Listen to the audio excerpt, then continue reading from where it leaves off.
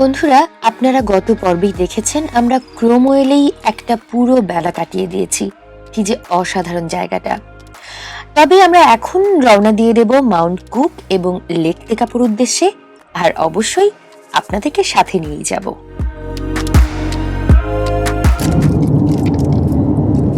আমরা আমাদের যে ট্যুর যাত্রা শুরু করেছি, আমরা যাচ্ছি মাউন্ট কুকের দিকে। মাউন্ট কুক, লেক পুকাকি, লেক টেকাপো, এই তিনটা হচ্ছে আমাদের আপাতত ডেস্টিনেশন। আমরা বেশ আরাম করে আয়েশ করে ঘুম থেকে উঠে রান্না বান্না করে খেয়ে দিয়ে রান্না কিছুটা নিয়ে টুকটাক কিছু কেনাকাটা করে তারপরে আমরা রওনা দিয়েছি মাউন্ট কুকের দিকে। একটু দেরি হয়ে গিয়েছে, বাট কোনো সমস্যা নেই, যেহেতু রাত 9টা পর্যন্ত, মানে 9টা পর্যন্ত দিন থাকে, রাত 9টা পর্যন্ত দিনের আলো থাকে, তো সেই জন্য খুব একটা সমস্যা মনে হয় হবে না। আর যেহেতু আজকে পূর্ণিমা, সো রাতের বেলাও একেবারে অন্ধকার হয়ে যাবে, সো সব কিছু মিলে ঠিকঠাক আছে আশা করি। আগামীকালের গন্তব্য হচ্ছে অন্য। আর এই তো রাস্তাটা আসলে দেখাচ্ছি আপনাদেরকে। রাস্তার এক পাশে হচ্ছে নীল পানি, এক পাশে পাহাড়, মাঝখানে রাস্তা। তো সৌন্দর্য বর্ণনা করার কিছু নাই, আপনারা জানেন, দেখছেনই, আর আপনারা এখন আমাদের সাথে সাথে আবারও দেখবেন। এই তো আমাদের জার্নি শুরু হলো। আমাদের এরিক শুরা মাঝখানে বসেছে। হাই এরিক, হাই বলো। আর আমাদের ভাবি যেন এই পাশে বসেছে। ভাবি কি দেখো, এদিকে দেখো। এই হচ্ছে আমাদের যাত্রা শুরু। আমাদের ড্রাইভার ভালোই সাপোর্ট দিচ্ছে। ভাইয়া হ্যালো বলো।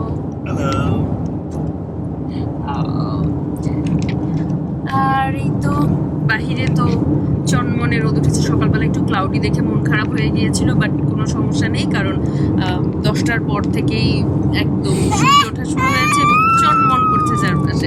আমাদের কোনো চনমনে হয়ে গেছে সেটা দেখে। তো যাত্রা শুরু করলাম মাউন্ট কুক। মাউন্ট কুক হচ্ছে নিউজিল্যান্ডের সবচেয়ে উঁচু পিক আই থিঙ্ক। আর লেক টেকাপো মেইন জিনিসের ফেলে দিছে। লেক টেকাপো হচ্ছে ওয়ার্ল্ডের মধ্যে যদি মানে যে লেকগুলো সবচেয়ে সুন্দর সেগুলোর মধ্যে একটা। আমি দেখেছি ইউটিউবে যে 10টা লেকের কথা যদি আসে সেখানে লেক টেকাপো আসে। সেই লেক টেকাপো দেখতে যাবো। লেক পুকাকি আছে, এই তো চয়েসেল একটা জায়গা আছে, সেখানে আমরা একটু যেতে পারি। আর আশেপাশে এক্সপ্লোর করব যে ওই জায়গাগুলো আসলে কেমন। এই তো এই রওনা দিয়ে দিয়েছি, চলুন যাওয়া যাক।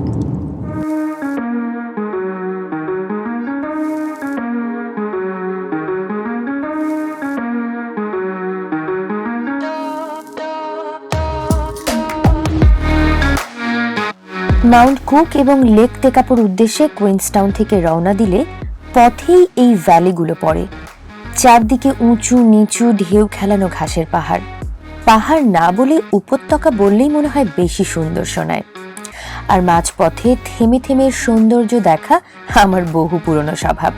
আমরা আসলে এখানেও তেমনটাই করছি।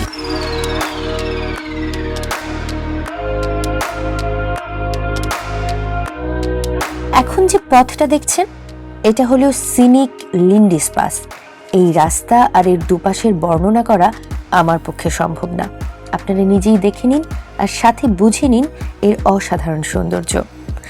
আমার দেখা এখন পর্যন্ত সবচেয়ে সুন্দর রাস্তাগুলোর মধ্যে এই লিন্ডিস পাস অন্যতম।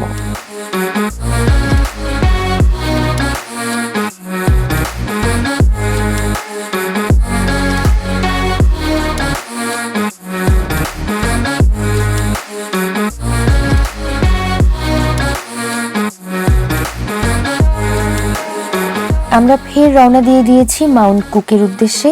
ও হ্যাঁ, মাউন্ট কুক হলো নিউজিল্যান্ডের সর্বোচ্চ পাহাড় চূড়া, আর সেখানে যেতে আপনাকে পাড়ি দিতে হবে লেক পুকাকির পাশে আঁকা বাঁকা সরপিলি রাস্তাটি। এক পাশে বন পাহাড় আরেক পাশে লেকের নীল পানি আপনার মাথা খারাপ করবার জন্য যথেষ্ট। এই লেকটা কিন্তু এখানে সবচেয়ে বড় লেক, আর এমন একটি লেকের পাশে কিছুক্ষণ দাঁড়াবার লোভ কি সামলানো যায় বলেন? আর তাই তো আমরা সিদ্ধান্ত নিয়েছি কিছুটা সময় এখানে যাত্রা বিরতি নেবার।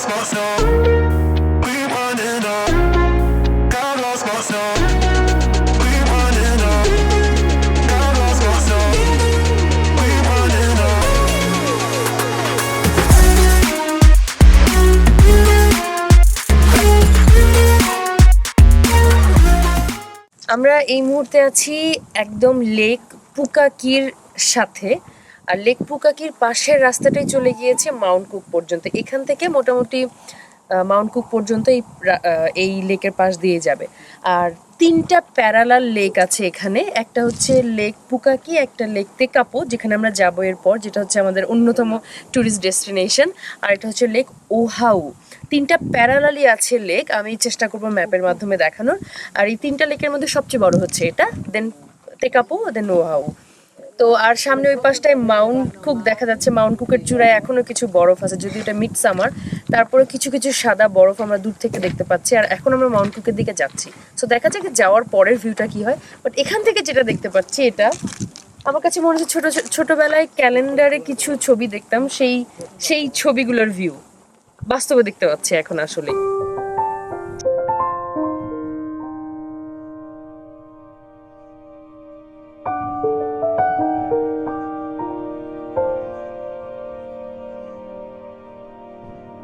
লেক পুকাকির পাশে কিছুক্ষণ দাঁড়িয়ে তার নীল পানির সৌন্দর্য অবলোকন করে আমরা আবারও রওনা দিয়েছি মাউন্ট কুকের দিকে।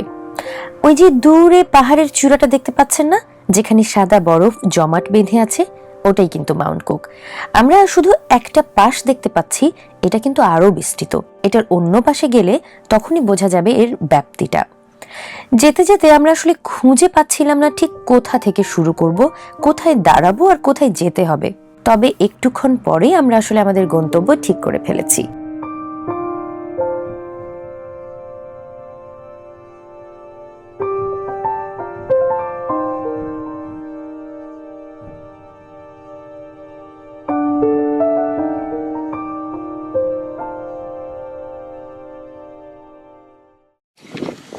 ফাইনালি আমরা মাউন্ট কুকে চলে আসছি। আমার বহুদিন ধরে আসার ইচ্ছা ছিল।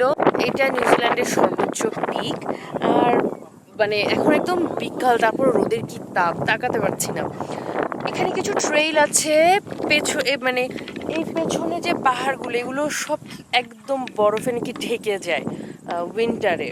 পেছনে পুরোটাই বিভিন্ন আকারের বিভিন্ন রকমের পাহাড়। এখানে হচ্ছে পিক, ওই পাশে আরেকটা পিক আছে, আমরা দেখেছি তাসমান ভ্যালি বলে একটা রাস্তা ওখানে আছে, ওদিকে একটু যাব। আর আমাদেরকে বললো যে এখান থেকে ট্রেলটা, এই যে এই পাশ থেকে এদিকে একটা ট্রেল আছে, এদিক থেকে উপরে ওঠা যায়।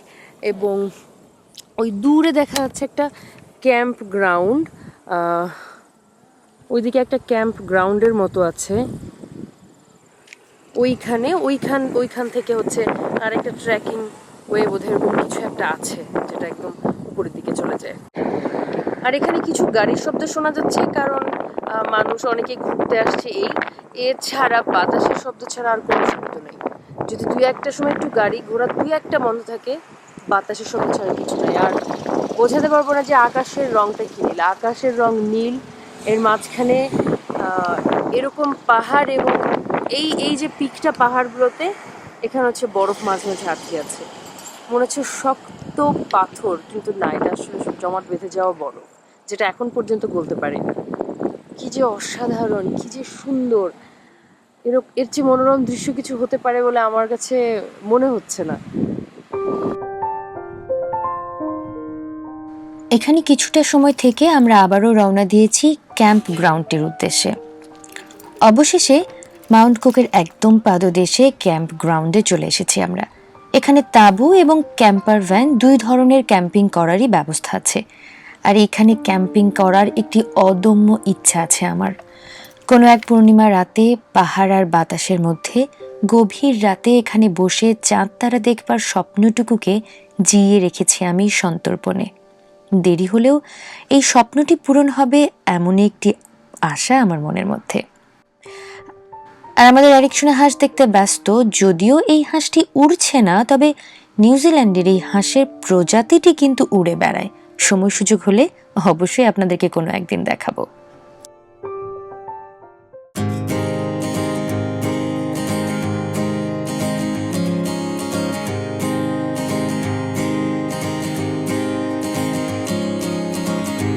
Misty mountains, dusty roads ahead, crossing rivers, dreaming of a bed from a window in the mighty clouds up high. I can touch a stream of gold above, breaking through with hope of light.